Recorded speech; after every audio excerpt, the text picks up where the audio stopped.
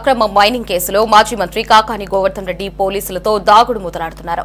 హైదరాబాద్లోనే ఉంటూ పోలీసులకు చిక్కకుండా ఫ్యామిలీ ఫోటోలు విడుదల చేస్తూ గురువారం నుంచి పోలీసులకు అందుబాటులో ఉంటాననే సమాచారం లీకులు ఇస్తున్నారు.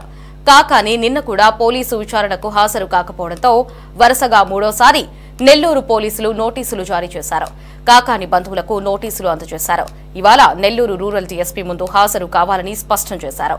మరి గురువారం నుంచి అందుబాటులో ఉంటానని చెప్పినట్లుగా కాకాని ఇవాళ పోలీసు విచారణకు హాజరవుతారా లేదా అనే సస్పెన్స్ నెలకొంది.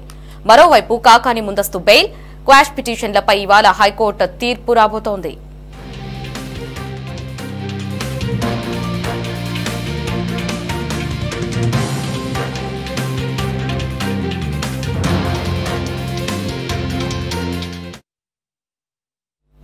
దీనిపై మరిన్ని అప్డేట్స్ ని మా రిపోర్టర్ బాలరాజు ఫోన్ లో అందిస్తారు. బాలరాజు, చెప్పండి, కాకాని గోవర్ధన్ రెడ్డికి గత 3 రోజులుగా పోలీసులు నోటీసులు ఇస్తున్నప్పటికీ కూడా ఆయన విచారణకు హాజరవ్వట్లేదు.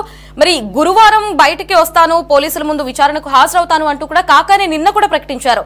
మరి ఆయన ప్రకటించిన విధంగా ఈ రోజు పోలీసుల విచారణకు ఆయన హాజరవుతారా లేదా?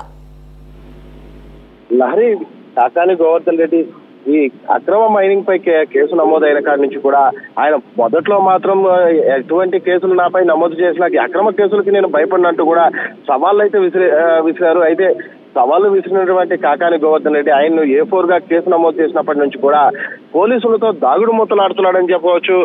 అక్రమ క్వార్జ్ రవాణా కేసులో నిందితుడిగా ఉన్నటువంటి మాజీ మంత్రి కాకాని గోవర్ధన్ రెడ్డికి విచారణ నోటీసులు ఇవ్వాలన్న పోలీసుల ప్రయత్నాలు కూడా విఫలమవుతున్నాయి.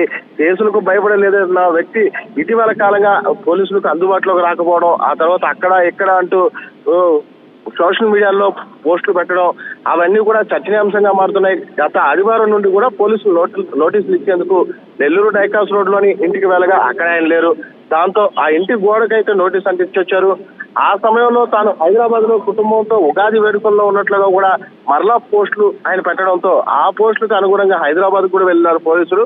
అయితే అక్కడ కూడా ఆయన లేకపోవడంతో ఆయన బంధువులు ఎవరైతే ఉంటున్నారో వారికి ఆ నోటీసు అందించి రావడం జరిగింది. అయితే వారి కుటుంబంలో జరుగుతున్నటువంటి ఒక కార్యక్రమంలో ఉన్నానని, ఆ కార్యక్రమం తర్వాత నేను వస్తానంటూ కూడా ఆయన ప్రకటించారు. అయితే దాని ప్రకారం కూడా పోలీసులు నిన్నటి రోజున కూడా ఆయనకు నోటీసులు అయితే అందజేశారు. అంటే ఈ రోజు 11 గంటలకైతే రావాల్సింది. అయితే మొన్న చెప్పిన దాని ప్రకారం ఆయన ముందుగానే అయితే ప్రకటించారు. ఈ కార్యక్రమం అయితే అయిపోగానే నేను గురువారం అందుబాటులోకి వస్తానంటూ కూడా ఆయన కార్యకర్తలు కావచ్చు అందరికైతే ప్రకటించిన సందర్భం అయితే సోషల్ మీడియాలో చూడొచ్చు. అయితే ప్రస్తుతం అయితే ఈ రోజు గురువారం కావడం, ఈ రోజే ఆయనకు వేసినటువంటి క్వాష్ పిటిషన్ కావచ్చు, ఆయన వేసినటువంటి ముందస్తు బెయిల్కు సంబంధించి కోర్టులో విచారణ ఉండడంతో ఈ రోజు కూడా ఆయన హాజరవుతాడా విచారణకి, లేకుంటే కోర్టులో జరిగేటువంటి పరిణామాలను బట్టి ఆయన విచారణకు హాజరు కావడం లేదంటే తప్పించుకోపోవడం ఇలాంటివి కొనసాగుతాయి అనేది మాత్రం చర్చనీయాంశంగా చూడాలి. Nagari. Right Balaraju, thanks for the updates.